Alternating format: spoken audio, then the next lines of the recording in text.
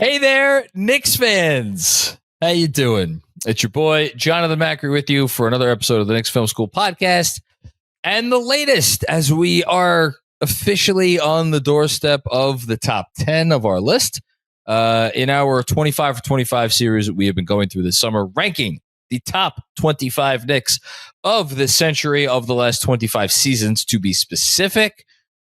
And today, I am yet again with Andrew Claudio to talk about, I was going to say young man. Is he younger than me? Is he my age? I would imagine so. He is. How old is he? Like 5 days. He's a week and a half older than you. He's also 42? Yeah, he's 40. April 29th. That is awesome. So he's wow. That worked out perfectly. Probably the Nick that is closest to my age, which maybe explains the kinship that I have to him, as we'll get to it in a bit. David Lee. So Andrew's here now. I'll say right at the top, DJ Zullo is going to join us a little bit later because, like me and like a few other people here at Knicks Film School, DJ had David Lee pretty high on his list. He did. And we like to release those rankings where, John, potentially for people to check it out. We release them on social media where you can and should follow us at Knicks Film School. That is SKOOL. Follow us on all social media platforms where we are putting out some, again, I don't want to say bonus content, but like we're releasing the voting numbers and stuff. So you can kind of tag along with these episodes as they come out and keep track of those sorts of things.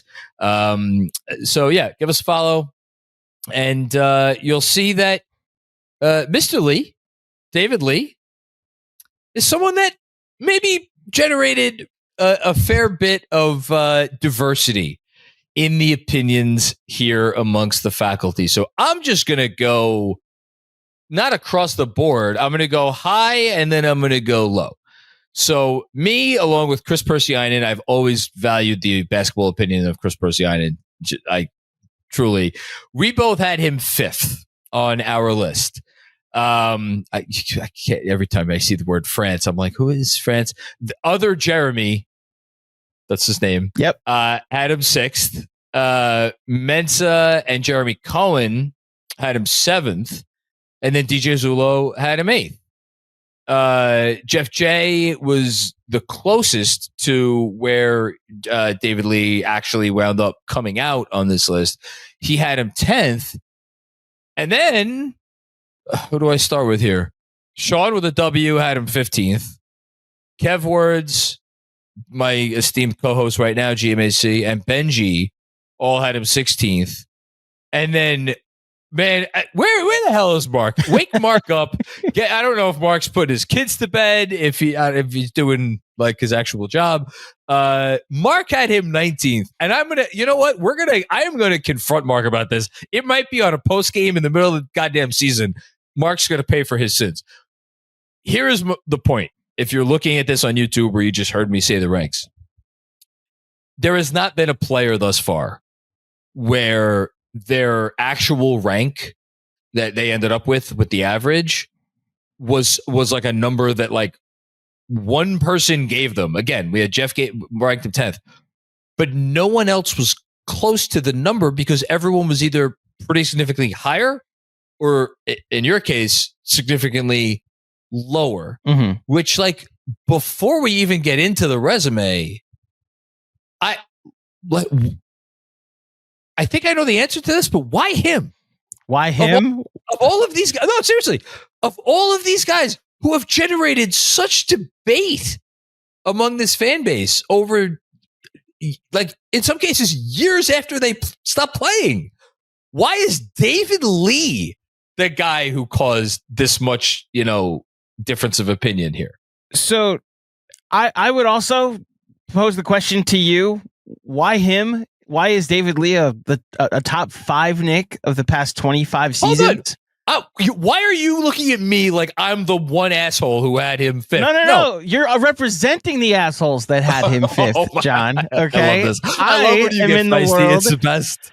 I am in the world of people that look at his best seasons with the Knicks under Mike D'Antoni, who has a bit of Coors Field in him. For those who don't know the reference, there's a baseball stadium where your numbers are inflated a bit because you play in high altitude. So Larry Walker, Todd Helton, Dante Bichette, Ellis Burks, Vinny Castilla, names like that for old baseball heads like that. I refer to Nikola Jokic as Coors Field. I need to see what you are.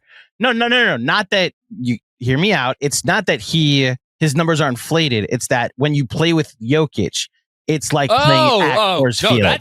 That's like, I don't know what Michael Porter Jr. is going to be the rest of his life because, he's trying to get late. I was going to say he might be on social media letting us know what he's going to be the rest of his life. But as a basketball player, I don't know what he's going to be because he's no longer playing with Nikola Jokic. I referred to the Warriors this way. That I didn't know what they like the Golden State Warriors of the mid 2010s. I felt like if you went and played there, you were destined to have your best 3-point shooting season because you're going to have the most immaculate spacing, playing next to the greatest shooter ever, and then one of the greatest scorers ever at one time.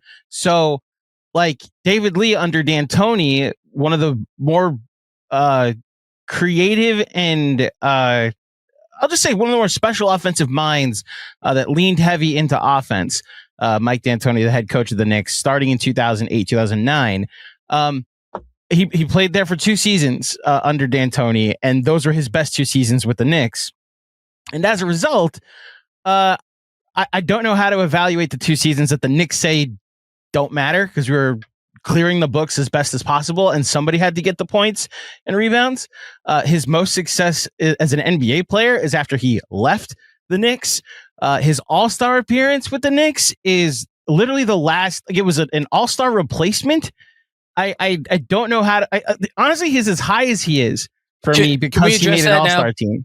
Can we address that briefly? Because I think we should stop on this and then we'll get into the resume. Cool. If we were well, I'd still be teaching if this were Nets Film School. If we were doing a Nets 25 for 25, which we also wouldn't be able to do because the Nets don't have 25 players we're talking about over the last 25 years, about D'Angelo Russell, and you threw that same garbage out that you just threw out about David Lee, I would be a little bit at a loss for words. David Lee later made an All-NBA team. After the Knicks. Yes, but in saying, injury replacement, that implies that he got lucky one year and that the talent. No, don't give me the face. It's not what I'm implying, though. What I'm implying. What are you implying? What are you implying? His Knicks accomplishments and his Knicks tenure is not that great. The Knicks literally said his best 2 seasons with the Knicks didn't matter. Why does that get held against him? It's not. We're just ranking this based off of accomplishments, right? So who accomplished more on the Knicks? David Lee or OG Anunoby? David Lee or any there's so many Knicks I can't spoil that made the top 10 over David Lee that you had Andrew. You had David Lee ahead of. You just answered the question. What? My question, why David Lee? Because David Lee, more than any other single player on this list, calls into question, what are we doing here? What is this exercise? We have joked about, is this the greatest Knicks of the last 25 seasons? Okay. Is this the top 25 Knicks? And whatever adjective we want to use, what does it mean? Me and you and the whole crew here could have sat down and tried to list out bullet points for voting criteria. But same reason like the Oscars doesn't do that when you're voting for Best Picture. You can't do it. We could be here until the end of time and we wouldn't be able to do it. It's why First Take exists. It's why, we have all the stuff that we have out there in sports media. Ultimately, this stuff is subjective. And I think with David Lee, a player who is unquestionably talented, I think you would even admit that he's an incredibly talented offensive, be very clear about that, offensive basketball player, and all of whose offensive talents and skills while he was here amounted to my favorite phrase, a mouse fart in the wind.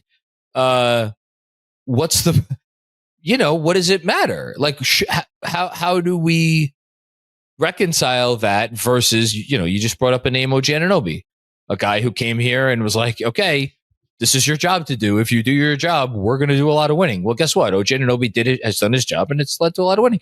So I don't think it is. I'm going to sit here and say, I don't think there's a right answer. I know how I evaluated David Lee, which is to say, what were the circumstances he was placed in? How best did he handle those circumstances?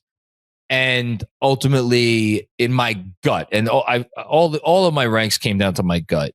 Like, how do I remember him? How do I think about him? And the fact that and this is my I'm making my case here. The fact that when I think about David Lee, I actually, like, a smile comes to my face, and knowing he was on those teams, that has to say something about David Lee. Now, that's just me. You may not have a smile that comes to your face, but that's you.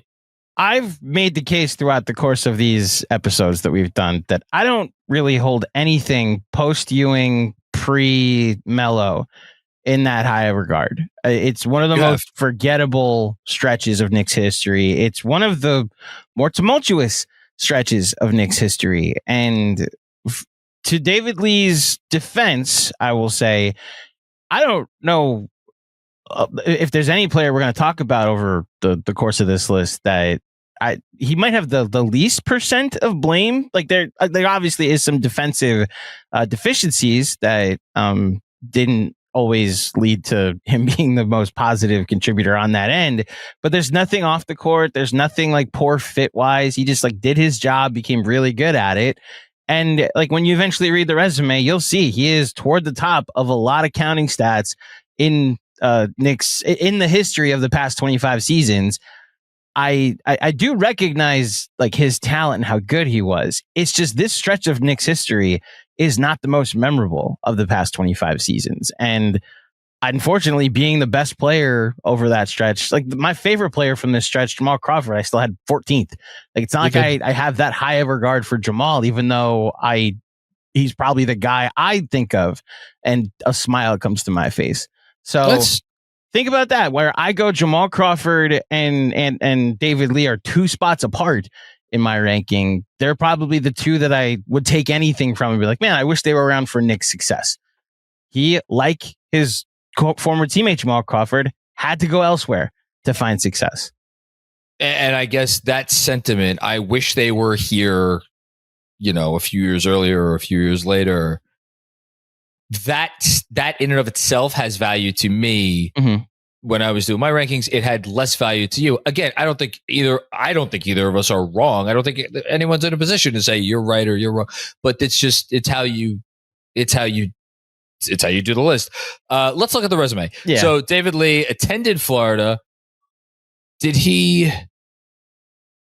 win international championship? He got drafted the year before they won back to back. Oh, that's right.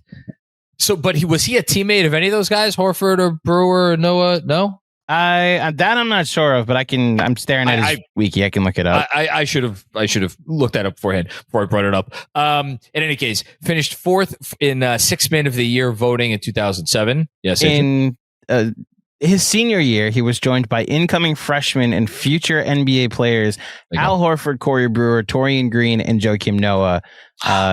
They would go on to win. Oh, is he a national champion? No, he's not. No, because he got drafted my junior year of high school. And I remember the senior year of high school was when I watched the first NCAA Florida championship of those back-to-back teams. Yeah, great teams they were. Yeah. Named to the 2010 Eastern Conference All-Star team. I appreciate Andrew not putting on the screen that it was as a replacement. Is there I figured there was a trivia question. What player did he replace? Because I sure as shit wouldn't know the answer. Yeah, I'm going to go find out real quick. You want to look that up? Oh, you know what? I did. I had it in my notes. Allen Iverson. He replaced Allen Iverson, who was an all-star starter that year. He was voted in with the Detroit Pistons, I believe. I was about to say, I was like, wait a minute. That was after he got traded to Denver. Why was he in the East? He got traded back to Detroit. Mm-hmm. For Chauncey Billups, who then went to the conference finals with Carmelo Anthony his first year in...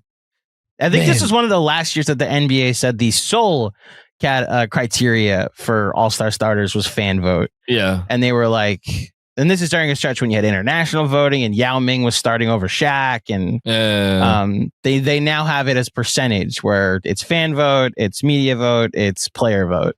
Yeah. As an aside, do fans younger than us who maybe weren't watching basketball all the time realize how popular Allen Iverson was?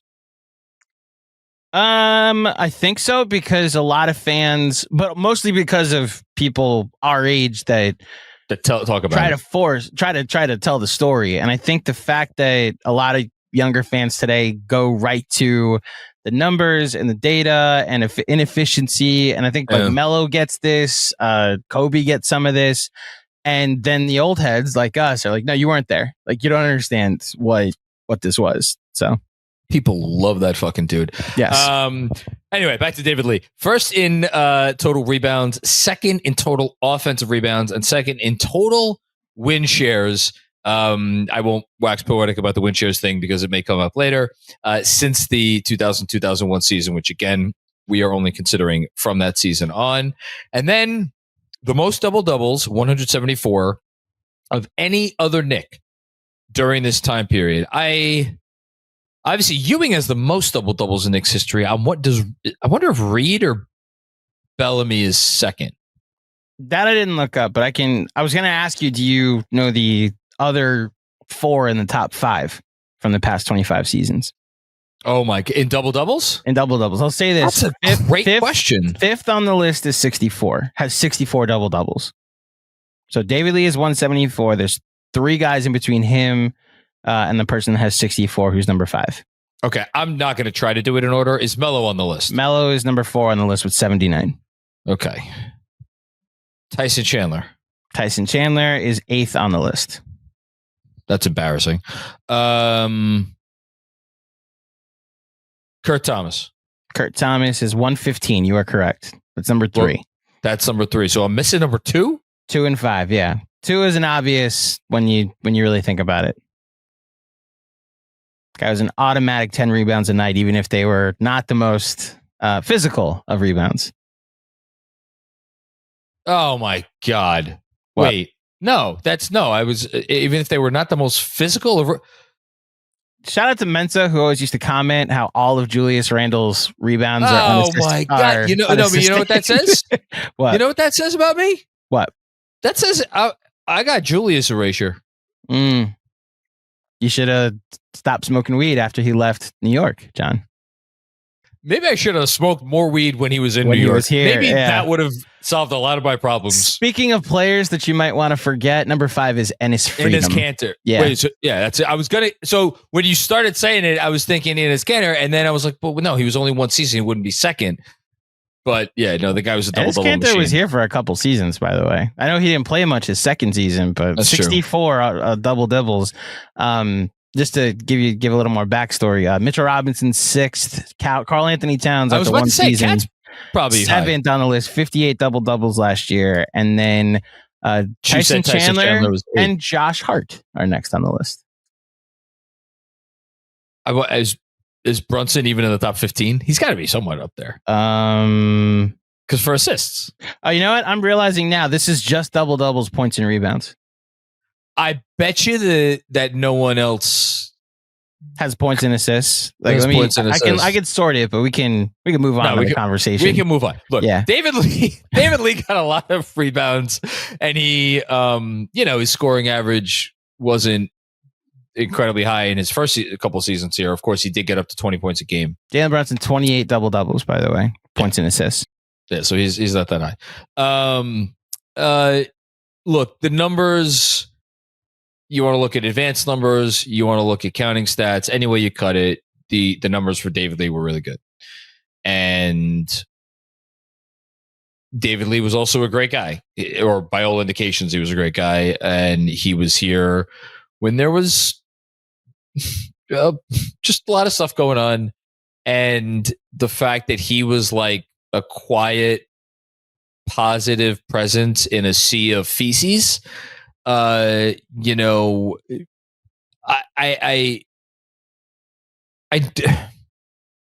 know what that if there's an impact on it. Like we do legacy at the end, but like he didn't get praised for that, I guess. Should he have gotten? I don't know if should he have gotten praised for that, but like he was just kind of there. You know, all this stuff was going on, and then there's David Lee who's getting another double-double. It's like I don't want to see people who didn't pay attention, but they kind of didn't, and that's really why I think for a lot of people he shouldn't be in the top 10. Quick break to tell you about America's first ever USDA organic THC gummy. You know the words. Shout out to Cornbread. Yes, Cornbread, the source of your healthy happy hour. It's a natural and healthier way to experience a carefree moment. Cornbread's THC gummies offer a balanced sense of happiness and relaxation. Well, how do they achieve that balance? My favorite thing about Cornbread is it's just the right amount for me as someone who is not a regular user of these sorts of products, but still wants to get that relaxation without feeling anxious or paranoid like some other cannabis edibles, which is why Cornbread's 1-to-1 THC to CBD ratio is perfect for me. They have 10 milligrams of THC per gummy, which is just the right dose, and it gives me everything I need without any of the stuff that I don't want. If you are looking for a healthier way to enjoy a carefree moment, you have to give Cornbread Hemp a try. They have created the first ever USDA organic THC gummy that is 100% legal. As a special offer to Knicks Film School listeners, you can get 30% off your first order. Just visit cornbreadhemp.com/KFS and use promo code KFS at checkout. Again, that's cornbreadhemp.com/KFS and use code KFS for 30% off your first order. Cheers to a healthier happy hour. You want to go through the categories real quick? Let's do it. Okay, so best memory, lasting image as a Knick.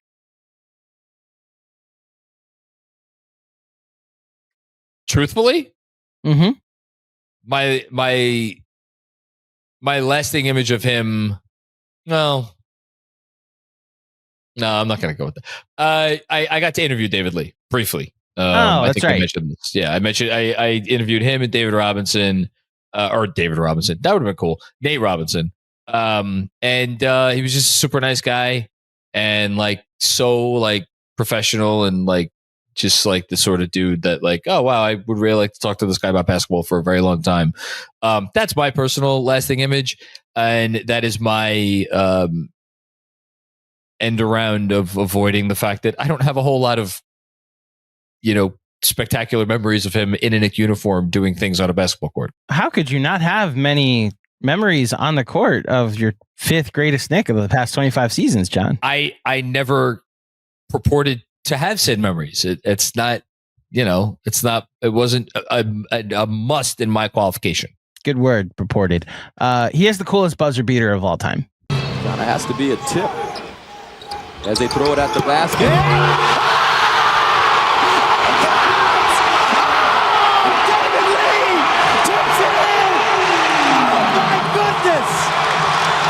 Is it going to count? It is going to count. It's literally the coolest thing I've ever seen from a I didn't know you could do that, and had always associated less than a second with Derek Fisher also made a similar one, but that was 0.4 seconds left on the clock. David Lee made a buzzer beater with 0.1. I don't actually think it's humanly possible, but for those who have never seen the YouTube clip, lob comes in from the baseline and he just taps it with his fingertips, and the Knicks beat the Bobcats at the buzzer, and a Garden crowd surrounds Michael Jordan to brag about his new team's loss at the Garden. So yeah, he's the coolest buzzer beater ever, which will forever be my lasting image and memory of him whenever they replay that on the annual anniversary of it.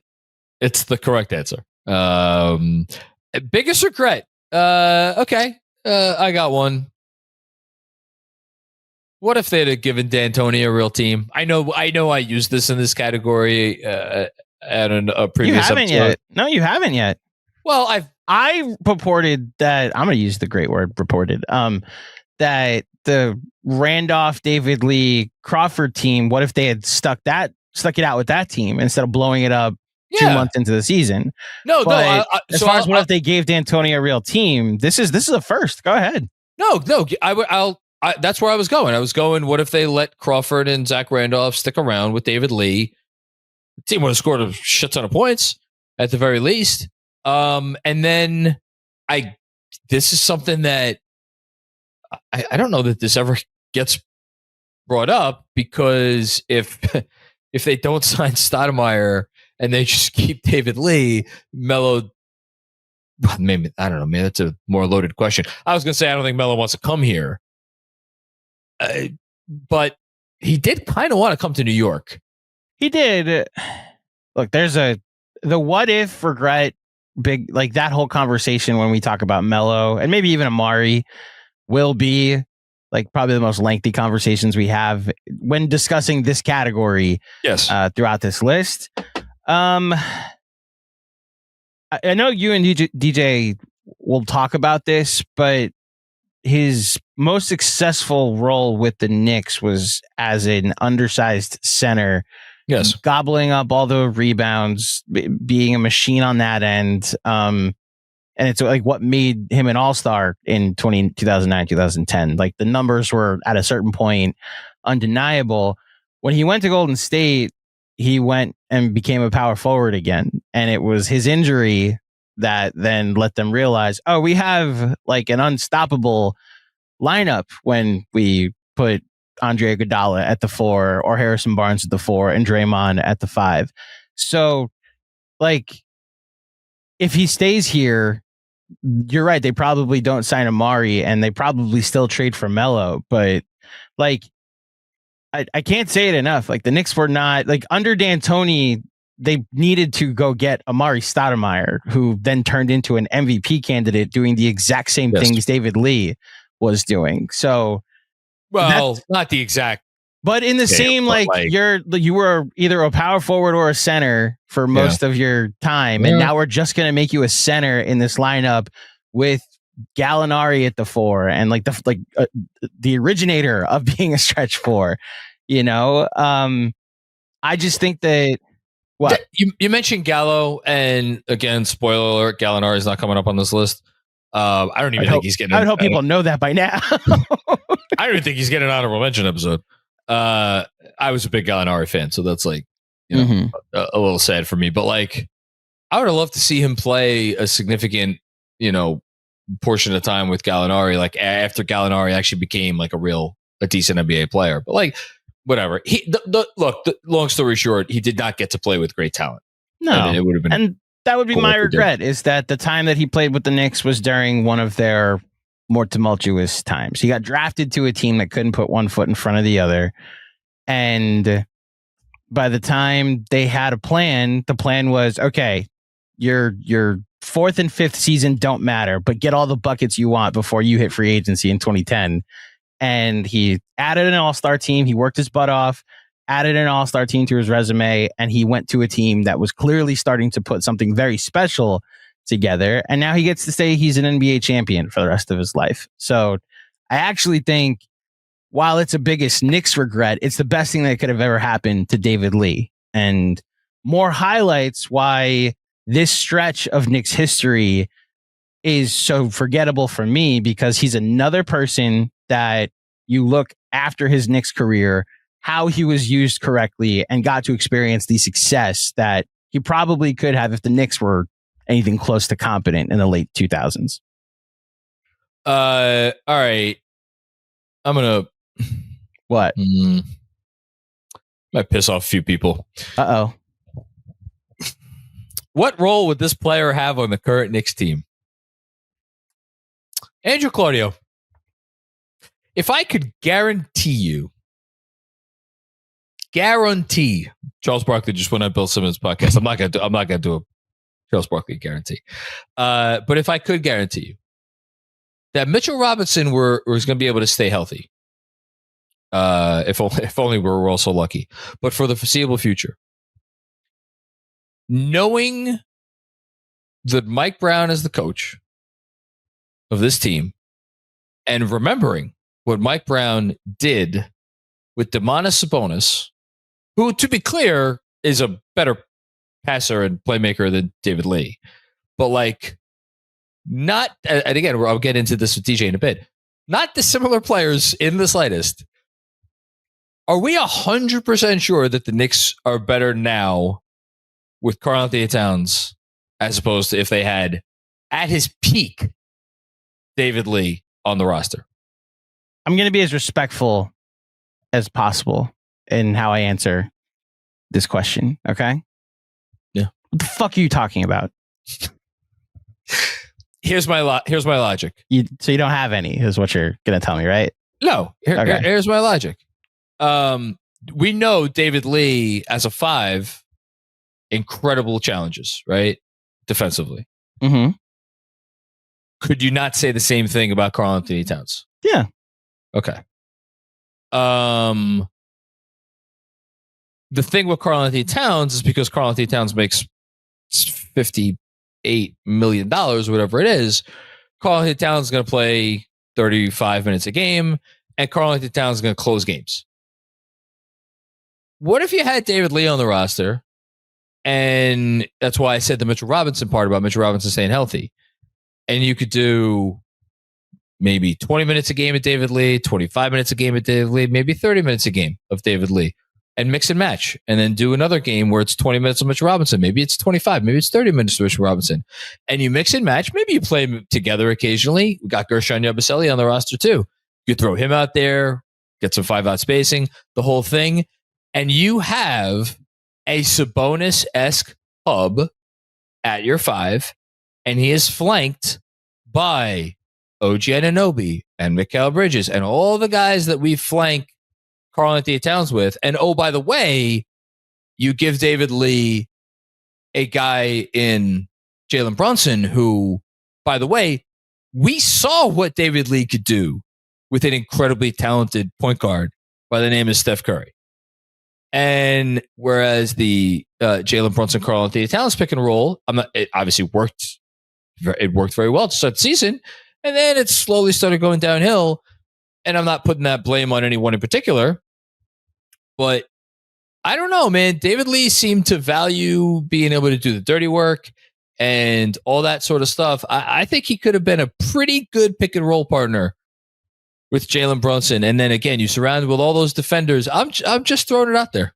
I want to be clear. I think he'd be very good on this Knicks team. Like, I don't dismiss the notion that he and Brunson would be like magic together. Like, I do.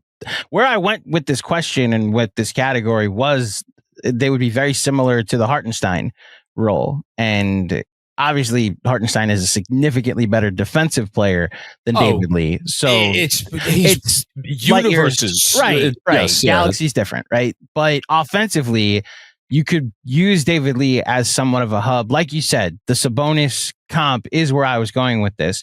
Guy averaged 20 points a game, like in the NBA. He did. David Lee, you're talking about. David Lee, 20 points a game. Did he do that with the Knicks? He did that with the Knicks. Okay. And they won how many games that year? When he had to be a volume scorer. And that's where I'm going with this. In this down year where all the problems of Karl-Anthony Towns, that the pick and roll started off great, and then people figured out not to guard Cat with a center, and no adjustment was made, and all of those bad things. And he never punished right? that, by the way. You're right. But he never did. You're right. That was a Cat thing, and that was a Tibbs thing, and that was an everybody thing, and that was whatever, right? In that down year, they won 51 games and made the conference finals. Yes, in David Lee's best individual season, they lost 50 games. There's no argument. There's no argument that if David Lee's in place of Karl-Anthony Towns, they're not a championship contender. They're probably a good team that could be a first round scrappy 45 win team, and then like the Kings, they would probably bow out to a team with championship aspirations. I agree that they would not be perceived as a championship contender. I also agree Domantas Sabonis is a better version of the player that I'm describing in this offense. And forget about the fact that the Knicks would not trade Karl-Anthony Towns for Domantas Sabonis. I think if you gave... Man, I think the majority of NBA teams would ask what's behind door number 3, but I think if you gave spade, because of their contracts, to be clear, because of their contracts. But I think if you gave the majority of teams the choice between Karl-Anthony Towns and Domantas Sabonis to put on whatever their respective roster is, I think most if not all would choose Karl-Anthony Towns. Man, They made the conference finals. Like it's. I know. This is not that bad. Like for all of the awards that Cat has, we're talking about the margins here, and I think David Lee's contributions to winning with the Warriors were surrounding their versions of Brunson and Cat and the winning play, the hubs that you needed to have. There is zero question in my mind, in your mind, in anyone with half a brain's mind, that the ceiling of the Knicks with Karl-Anthony Towns is higher than the ceiling of they would have with David Lee on his best day. So then what are we doing? David Lee, for as much as he was on some absolute dog shit teams, you knew, forget every night, every possession, what you were going to get out of David Lee. And for all the different arguments that I can make about why I had him fifth on my list, that might be number one on a franchise that had as much stability as a freaking giraffe on ice skates. David Lee went out there every night and performed to the best of his ability. And again, it was just in a sea of inconsistency. It was the one thing you could kind of depend on. That's why I'm asking the question. I understand this. I understand it's a stupid question. I agree with the resume and the characterization of David Lee. By the way, I love David Lee. I just you love him enough to put him 16th on your because rankings. As a Knick, he has nothing really to show for it. Like that's why again this list. If we're talking about just pure ability, first of all, Cat would still be higher than David Lee. But David Lee probably ranks a little higher for me than it's certainly higher than RJ Barrett, certainly higher. Although on my list, he does rank higher than RJ Barrett. But besides the point, like from an ability standpoint, there's a different conversation. If I'm just putting a team together, we've done this exercise before, putting a team together of Knicks that have played for the team this century, like David Lee probably is my backup 4 or 5. But that's why where I go to with this question, it's a Mitchell Robinson or dare I say it, a Josh Hart conversation. I would probably prefer Hart in this group of players, but it's someone to do the dirty work and under Mike Brown might have a higher offensive ceiling. And it's why David Lee probably be the perfect. You could play next to Cat. You could put him next to. That's where I don't. Offensively, you could play him next to Cat in backup units. That's why, as a backup, I would value him. And when did the Warriors become unstoppable, John? When they made David Lee a backup. Well, the actual unstoppable version of the Warriors is when they got Kevin Durant. But no, I was gonna say like David Lee. Like, let's not go revisionist history. He was kind of on the outs of the rotation. I know he still played, but he wasn't even really. Yeah, their title year, they discovered the Draymond thing when he got hurt. Right, he came. They made him a backup. I'm going to look at his game log from that year. The playoffs is the thing that I go to though, because the finals, that game 4, he was so essential, and they went away from Bogut in game 4 and started the death lineup, and that's when it was very clear. Oh, this is their best rotation for the rest of the series to beat this Cavs team. So just to call like it is, he did not step on the floor in the first round against New Orleans, which is a 4-game sweep. In the second round against Memphis, he played 17 minutes in one game and 14 minutes in 2 other games. None of those games were particularly close. His high minute total in the 5-game series win over Houston was 4.5 minutes. And then, as you're talking about in game 4 against Cleveland, when they were down 2-1, he did not start, to be clear, but he did play lineup. Yeah, he did play 15.5 minutes. Yeah, they went away from Bogut after game 3, and they started the Draymond at the 5, Iguodala at the 4 lineup, whatever you want to call it, and he became a backup. And they just decided, like, if you want to get all the Mozgov rebounds, you can go ahead, but we're going to beat you with our speed and playing small ball. My point is that the night that the Golden State Warriors won the title, David Lee played 73 seconds. Yes. Like if he is not on the roster in that playoff run, they probably still win the championship. So like, and again, I'll get into this with DJ a little bit later. Like that was telling, that was telling. I still say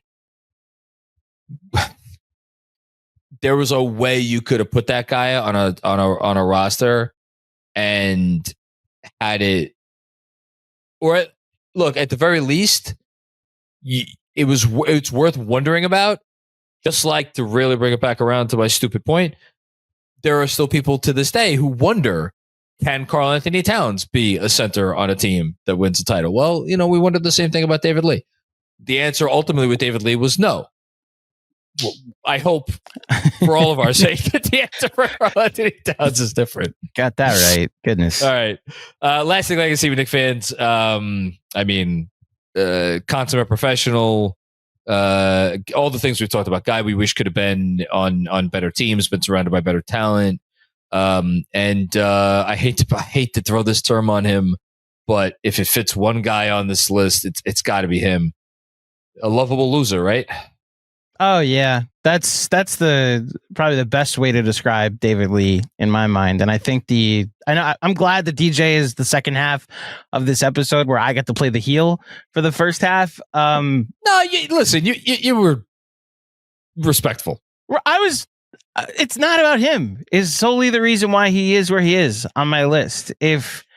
You'll see when we get into my top 10 how much I value the last 5 years contributing to any success in the playoffs. Like, I'm gonna go look at your top 10 right now. It's not about him. If he had been part of the Knicks making multiple playoff trips and deep runs in the playoffs, and maybe if he makes his All NBA team with the Knicks and then makes makes the conference finals, then I hold David Lee in a higher regard. But I agree with you and the sentiment about knowing what you could count on with him. And I wish that the Knicks themselves hadn't told us during his 2 best seasons, as I've said already, these seasons don't matter. These seasons are about waiting for 2010. And I wish the Knicks, for his sake and for his legacy's sake, they had maybe tried to put something around him that was competent and not just something up while we wait for 2010. It just occurred to me looking at this. That was all very well said. Thank you. Your top 10, your personal top 10 might be the one that most closely resembles the actual top 10 as far as who is in there, because you only have, so after this episode, obviously we're going to get into the official KFS top 10 for the faculty. There's only one player who you had in your top 10 who was not in that top 10, and it's J.R. Smith, who ended up at 12. And the guy who you had, who is our number 10, you had at 11. So you were, and that doesn't surprise me. You are a man of the people. You are very even keeled.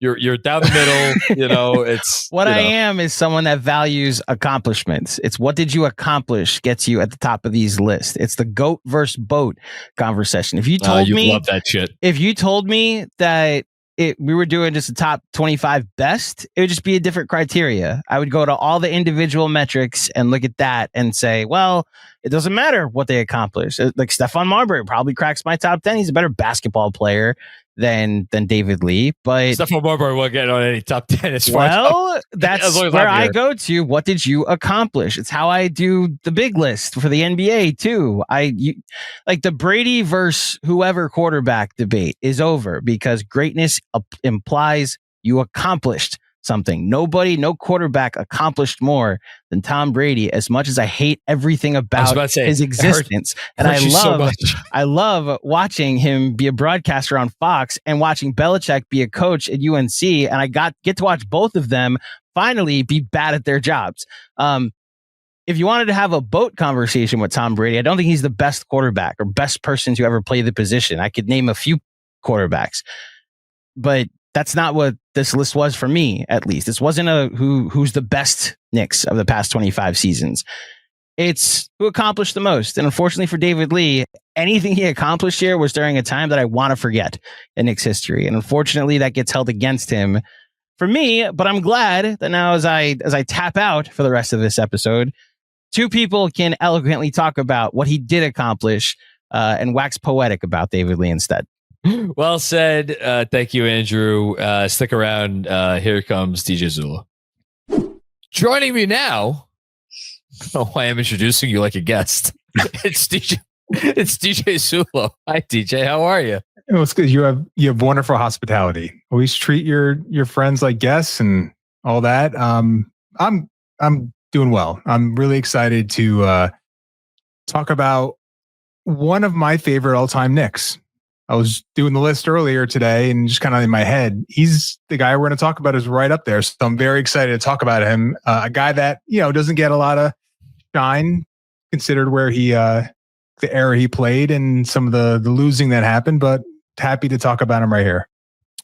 So we've been making a habit on the Patreon pod, shameless plug, of we've been doing the top similar version to this, except instead of the top 25 Knicks of the century, we've been doing top 25 NBA players of the century. And I have the pleasure of being on every one of those episodes, but DJ and Benji alternate.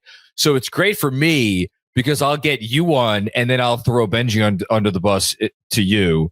And then I'll get Benji on and I will throw you under the bus to Benji. And I just consistently driving the bus forward, backing the bus up. And I'm always in the driver's seat.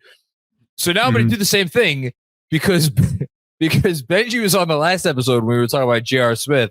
Yeah. And I just realized I'm going to reveal something that he said after we stopped recording. I don't care. And we brought up, we hinted at like the next episode of this 25 for 25 was going to be about a Knicks player that had been very divisive in the voting. And Benji didn't realize who it was. And then after we stopped recording, we were like, it's David Lee. And then he's like, David Lee? I'm like, yeah, man, a lot of people had him really high. And then I believe the words layup line came out of his mouth, alluding to the fact that basically the second half of the 2010s were a layup line in New York. And this is my very long-winded way of saying, yes, DJ, this is a player who does not get a lot of love and who does get associated with a fair bit of losing. And my question to you, because we are men of a certain age, is that unfair to David Lee? Because my justification for putting him not 10th, not 8th, not even 6th, in 5th place, tied for the highest of any voter here at Knicks Film School, ironically tied with Chris Persianen, who is like half my age. But hey, listen, the kid knows greatness when he sees it. I think it's not fair. What say you? Yeah, listen, you could easily make a case that he was a subpar to bad defensive player. And that's what Benji's sort of hinting at. And he's not wrong there. I would just say that there's two sides of the coin. And on the offensive end, there just haven't been many players over these past 25 years to wear a Knicks uniform that have gotten to the level offensively that David Lee got to his last couple of years, more so that last season where he was an all-star. It's Melo, it's Randall, it's Brunson, probably Marbury, but you can make a case that David Lee is the next guy that you would take in terms of offensive production and efficiency, and kind of became a bit of a hub offensively that last season. And listen, there's a lot of, as I was watching back some of the David Lee tape from that last year with the D'Antoni and the fact that he was empowered. Look at you crushing tape about a guy who played. I couldn't help it. 20 years ago. It was a lot of grainy footage, a lot of, Knicks down 20, but David Lee putting up some numbers. And I couldn't help but think of a guy in, Domantas Sabonis doing a lot of the same things as a left-handed, highly skilled, undersized center that David Lee was doing that last year as a Knick, putting up 20 points, dished out close to 4 assists, the rebounding, the grab and go, the incredible finishing around the basket. And I would love to maybe get into some of those intricacies that he was able to develop as an offensive player. just a well-rounded offensive player at that position as you were going to find. Gave a lot back on the defensive end and playing center that last year and a half. He certainly was not holding rim protection up and struggled athletically, moving side to side. But on the offensive end, man, that guy was a lot to handle, and he made a lot of really good defensive players look really bad that last year with the Knicks. And I feel like he just, based on that offensive production, deserved to be this high on this list.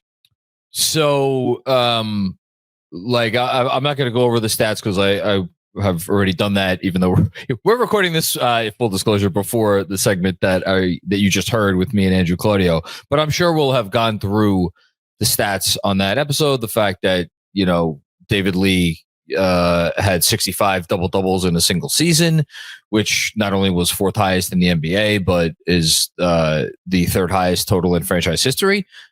Trailing only Walt Bellamy and Willis Reed. I mean, the 20 and 11 during his All-Star season, like the offensive numbers. And again, I'll repeat myself from the episode that I didn't record yet. In the time period that we are talking about, 2001 season until the 2024-25 season, Carmelo Anthony, first in win shares, 43.6. David Lee, second, 36.3. Now, as we've been saying on these episodes, win shares, they skew big. I don't need to belabor that point. But here's the thing about win shares. By definition, you cannot get a share of something that you don't have. The Knicks did not do a lot of winning during David Lee's time, which is why, for many people, he should not sniff the top 10 of this list. And my comeback and the win shares are I think part of my evidence for that is for a team that was bad. They were barely mediocre. I mean, at best mediocre.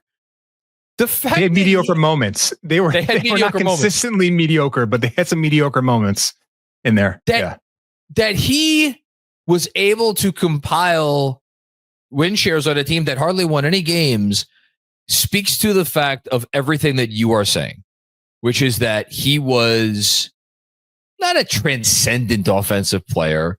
He wasn't even he's not even an all-time great Knick offensive player. But for the league at that time, he was a damn good all-star level offensive player. And to the defensive stuff, and I want to get back to the larger Knicks conversation of that era in a second. How many, at the very least, really, really good offensive players have we seen over every era of NBA basketball get accommodated is the word that I will use, because they do they are better at something on offense than anybody else on their team. You brought up Domantas Sabonis. And are they strong defenders? No. But hey man, if you're the best offensive player on a team, it's incumbent upon that team to utilize and feature those skills for as long as the roster is the way it is, and try to put solid defenders around you. And the fact that the Knicks were never able to do that, how is that David Lee's fault? Why does he not get the benefit? Why does he not get the same benefit of the doubt? Is my comeback to anyone who was he played no defense, he was a terrible defensive player. They were never going to win because of that.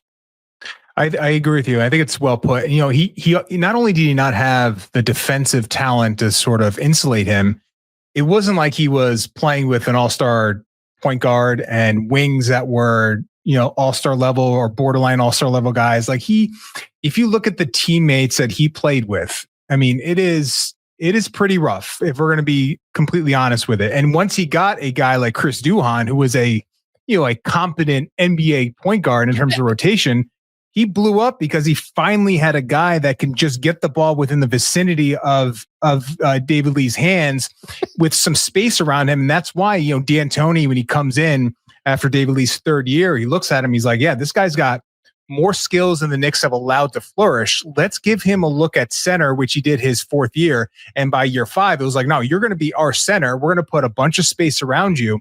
You're going to play a high ball screen with Duhan. And all Duhan had to do was hit that little pocket pass. And Lee's hands were so good that he caught everything. And he was able to do enough in that short roll area as a passer. And then as a finisher, whether it be a floater or a layup at the rim or a dunk, to really make that work. But imagine David Lee with all those skills, with an actual like competent roster around him, that offense, those last 2 years, it was the 4th best offense in the NBA. And then his last year, it was 9th in terms of offensive rating. So he helped get the Knicks, without a ton of offensive talent, 2 top 10 offensive years. And if you could have given him a little more defense, that could have been at least a playoff team, maybe even a little better, depending on how they figured everything out. But yeah, I don't think he deserves a ton of criticism for the fact they didn't win games and they were bad defensively. He plays a part in that because he was the center, and that's always going to be a very important defensive position. But I don't think you should hold it solely against him. There's a lot of other things that were sort of pushing against the Knicks, not just David Lee. A lot of other aspects to that. Look, that's funny. I was about to say, I don't want to throw this guy under the bus. Speaking of throwing people under the bus.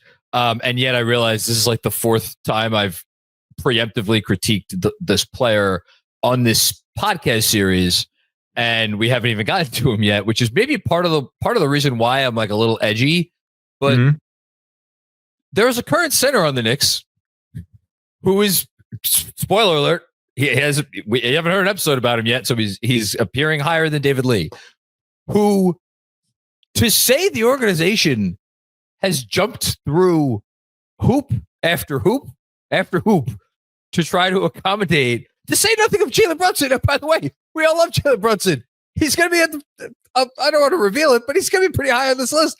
Like, these are players who the organization went out and bent over backwards in so many different ways to accommodate their deficits, and the difference.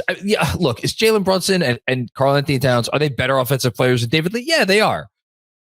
Great. Like that's not in dispute, but Lee is not like several notches down from those. I mean, at the very least, Towns. I mean, look, Towns is a transcendent offensive center, and you could do a lot with Towns. But he also gives so much back on the other end. And David Lee had physical deficits, yes, but like, man, if I'm convinced if you would have gotten not even a coach, but like a roster around him, where you could have just had treated him like Nikola Jokic, be here. Just stand here, be as big as you could be, and let everybody else take care of the work. Like, you're telling me that there was no world where that could have worked, and I refuse to believe it. Yeah, it's tough with Lee. You look back, he's 6'9", 240 pounds. So there is, like, Jokic is a legit 7-footer. Towns is 6'11", 7 foot. So there is like the size aspect to it. And maybe with a guy like Lee, there's more in terms of like aggressive defense you can maybe deploy there. And they did some of that under D'Antoni, who wasn't traditionally like a drop defensive coach. But yeah, he was that good offensively to where you should have done more to maybe prioritize getting enough defense around him, because I think his offensive growth, and I know Julius Randle, he's going to come up on this list too.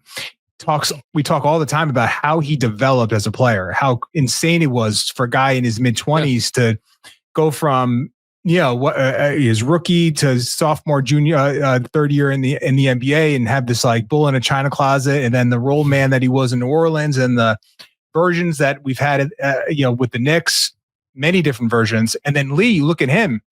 He was, when he was drafted 30th in the 2005 draft, was known as an athlete, as a high motor guy that had a great nose for the ball, great rebounder in college. That was sort of the selling point for David Lee. And that's kind of how it all played out his first couple of seasons. His first year, just looking at long twos. And this is, again, we have to remember the era. it was very common for bigs to stretch out to like the 20 foot area. That was a very common space for them to operate when they would, theoretically space the floor. So David Lee, in terms of those long mid-range twos, took less than 1 his rookie year, less than 1 his second year, less than 1 on average per game his third year. So those are averages per game. By year 5, he was taking 5 long twos per game and shooting 45% on those twos, incredible. Which was at the time in the 89th percentile in terms of the field goal percentage. The volume was in the 100th percentile.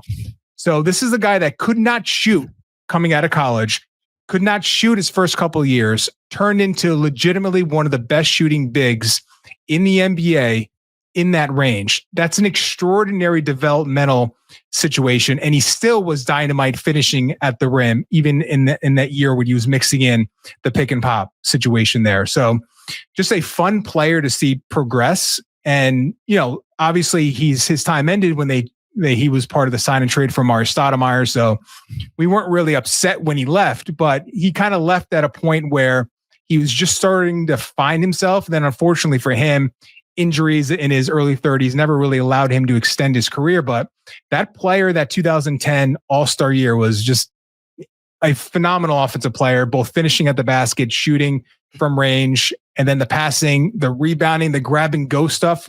He was one of the first bigs that I saw as a Knicks fan that was empowered to rebound the basketball, and he got plenty of those on the defensive end, and then given the chance to bring the ball up and start the offense, whether finishing for himself or getting the offense into some early motion flow. Like, just a completely well-rounded, didn't have a ton of weaknesses other than obviously extending out to the three-point line, but can do a lot of things offensively. And that's, I thought, what D'Antoni's one of his best gifts as a Knicks head coach in an era that didn't really have a ton of success.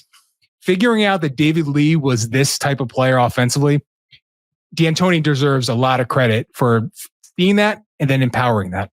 And D'Antoni, like, you want to talk about giving someone chicken shit and tell them to make chicken salad. Like, D'Antoni inherited a team with Zach Randolph and Jamal Crawford, and then those guys were on the roster for less than a month. We talked about that on a recent episode.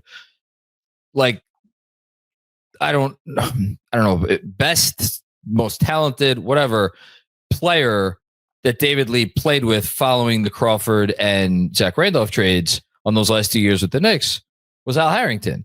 And Al Harrington was a good scorer, but like, Al Harrington, I mean, no offense against Al Harrington. Al Harrington was not out there making anybody better, So then you're talking about, as you said, your Chris Duhans of the world, your Wilson Chandlers, your Danilo Gallinari's, who missed basically all of his rookie season with an injury.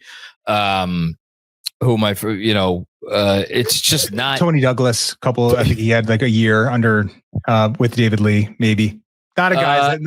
Later. But no. Tony Douglas was 56 games in 2009, 2010. He had McGrady for 24 games. But like we're talking about guys who were just like that. That was not what those teams were about. That was not what they were on this earth to do for that 2-year period. They were on this earth to think and just be ready to clear themselves off of the cap sheet. And they did that. But like, and then I guess the last thing that I really just want to hammer home, and we have alluded to it on a few episodes, but I think this is the first time I've had a chance to talk to you about this. We focused on the last 2 years, the D'Antoni years. In the 3 previous seasons, which again, a lot of people are going to look at David Lee and look at whatever numbers he put up during that time. He got 6 Man of the Year votes in his second year and his third year. Was starting to come into his own. People are going to completely discount that because that team was, forget the worst team in the NBA. I don't even know if record-wise they were the worst team in the NBA. They were not only the laughingstock of the NBA. Oh yeah, they were the laughingstock of sports. Yeah, that was Larry Brown, his rookie year, and then Isaiah coming in and having those 2 years sort of in between. And you're right, it was an embarrassing time to be a Knicks fan. And I think that's where I look back at David Lee. He was and maybe like Channing Frye, his rookie year, who had a good rookie year and he was in that same draft with Lee, falls into this category too. And Nate Robinson certainly had some moments, but guys that you can maybe be a little proud of as a Knicks fan, despite all the other stuff that was happening. Like there was a stability and a professionalism that Lee was able to portray that stood out basically amongst a lot of just garbage, to be completely honest with you. And I know you watched it. It was hard to watch. A laughing stock. Yeah, it was hard to watch. And Lee was not hard to watch. And I think that's why not only because of the production and the skills and all that, that's why I think I hold him in such high regard, is because he was able to sort of cut through that garbage and still be a professional and still be a damn good basketball player. And that's not easy to do with all the stuff that was happening during those years. Yeah. And it's just like you put it all together and his accomplishments get discounted. And my, I guess there's a part of me that I do have to admit to kind of picking and choosing the things that I am holding as important when I have ranked, players on this list. Like I'm certainly valuing winning. I am valuing time spent with the club. Like if you spent the decent amount of time here, like I'm going to give you credit for your accomplishments. I'm not going to hold it against you that you were here for longer. David Lee was here for 5 years. I'm not holding that against him. I'm giving him credit for those 5 years if I think he did good things over those 5 years. And obviously I did. Wasn't a lot of winning, but with David Lee more than any other player, I think I am asking myself the question, am I holding the organization? Am I holding him accountable for the organization's sins? And if I don't do that, and if I just say, what was this player here? What did he produce here? And what might that have looked like in an environment that was just coherent? Mm-hmm. How would we remember him? And like, I actually kind of don't need to even ask that question because we got it a few years later when he went to Golden State. Yeah. And he made an all-NBA team. I'm like, listen, like, people could scoff at it, like all-NBA third team, whatever. Like, dude, he was named one of the 15 freaking best players in basketball. That happened 2 years after he left the Knicks. That it's not that all the voters were like, we got to fill someone out for this last spot, and they just put his name down by accident. No, he was voted into that. That was an all-star replacement nonsense. No, he was an all-NBA player. So the fact that like that guy was here and started to really blossom when he was in New York, to me, it answers that question.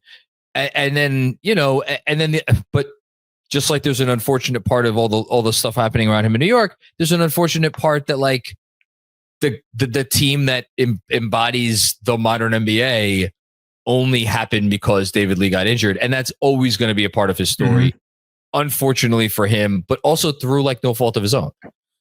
Yeah, I think that's a kind of a theme here. He just, and this is kind of, I think that your overarching point is that I don't think either of us believe that David Lee couldn't play in a winning environment. He was a winning basketball player, and he did end up playing in a winning environment. It just didn't happen to be in New York City. So you look at who he was as a player, and there just isn't a scenario that you can paint me that would say, yeah, you couldn't fit that player into several different winning situations. Like he just did too many awesome things as an offensive player to not be, maybe he's not your best player, but he can certainly be your second or third best player when he was at the peak of his powers. So many things you could do with him. His ability to cut and move, and it was so one of smart. So smart. And one of the things I love so much about Isaiah Hartenstein was that he was always in motion. Even though he wasn't stretching the floor, it didn't feel like he was ever like really constricting your space because he was always moving. And David Lee had that ability too, where if a guard penetrated, he had a sixth sense to be able to get into position to be a release valve in case that player couldn't get the ball to the rim. Like he was always there, and he had amazing hands. Like if you can watch David Lee, just watch him either grab a contested rebound or catch an off target pass. Like the guy could do anything with his hands. Like he was incredible in terms of his hands, and his ability to pass the ball too was like something where I think now you would have even tapped into that even more than when he was playing it in his prime, because that would be something that you could space the floor out and just let him play make in the short roll and like really sort of lean into that skill set, and probably would have been a 3-point shooter at that point as well with the modern NBA. So, I mean, there's just so many things you did with him, but there was probably still more untapped potential as an offensive player that teams really didn't have the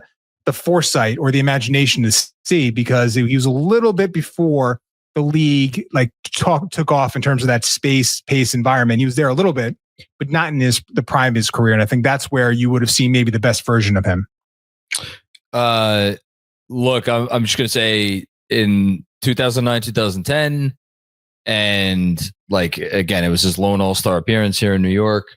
There was one guy in the entire league who averaged 20 points, 11 rebounds, and 3 assists. And to be clear, very precise about it, 20.2 points, 11.7 rebounds, and 3.6 assists. And it was David Lee. Pau Gasol came pretty close for the 2010 world champion Lakers, 18.3 points, 11.3 rebounds, 3.4 assists. Carlos Boozer, who was doing good work in Utah, like he was pretty close too, 19.5 points, 11.2 rebounds, 3.2 assists. But like, I don't know, that's the company Lee kept by the time he was done here. I refuse to ignore that when I was doing these rankings. I've gotten a little feisty during this, but like, I don't know. I know I'm going to catch shit for this. Which is fine. I knew it when I put it in 5th, because it is what it is.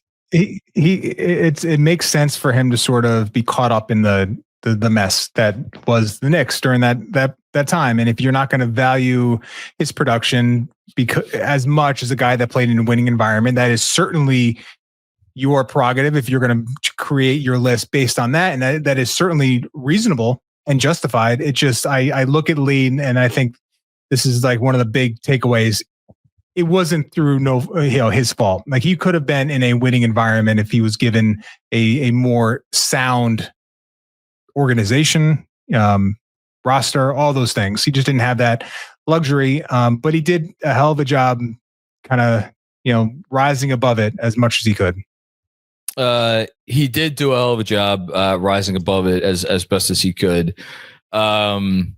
And I think we did it justice. I will just tease the rest of the list by saying that David Lee is not the last player on this list who did not participate in a playoff series. And there's one other guy left who we haven't gotten to. We will get to very soon. Who got this high.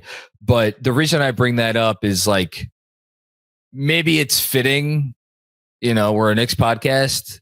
We've obviously waxed poetic about the team that we've had over the last few years. We have yearned winning so much. So I think it's probably fitting, for as much as we love David Lee and we appreciate David Lee, that the guys who are at the top of this list have been the people that have contributed heavily to winning over the last 25 years at some point in time or another. I feel bad David Lee never got a chance to do that, but what can you do? Mm-hmm. Is what it is. All right. Yeah. Those are the breaks, but is what it is. As they say. That should be the banner above like that era of Knicks basketball. That's the kindest summation that anyone could ever come up with for the years from 2005 to 2010. It is what it is. The New York Knicks. Yeah, that's a good one. It was what it was, and we lived through it. And we came out, I guess, stronger on the other end of it. I guess maybe. Who knows? Well, we certainly appreciate what's happening now. That's for sure. I've kept you for way too long. Thank you, DJ. Anything from you before we get out of here? No, just enjoying this 25 for 25. It's been a blast watching and glad to participate in this one. Maybe you'll have me back for another one. But if not, I think there's. But I know there's one more that I want to hear your voice on. I don't have to. But tell you what it is. It's been fun as a fan listening and watching. So just keep it up. It's been a blast. Thank you, sir. And I will once again thank everybody out there in podcast land or in YouTube land for checking out another episode in our 25 for 25 series. Don't forget, help out the show in any way you can. Go ahead, leave a review, leave a nice rating. Follow us on all social media platforms at Knicks Film School, SKOOL. Follow me, JC Macri NBA. Follow DJ. DJ, what's your handle? At what? DJ Ace NBA. It is on the screen under his face. You know, if I could read, I would see that. But as you know, Andrew, very well by now, I can't. All right. That's enough for me. Thanks, everybody. We'll talk to you soon. Peace out.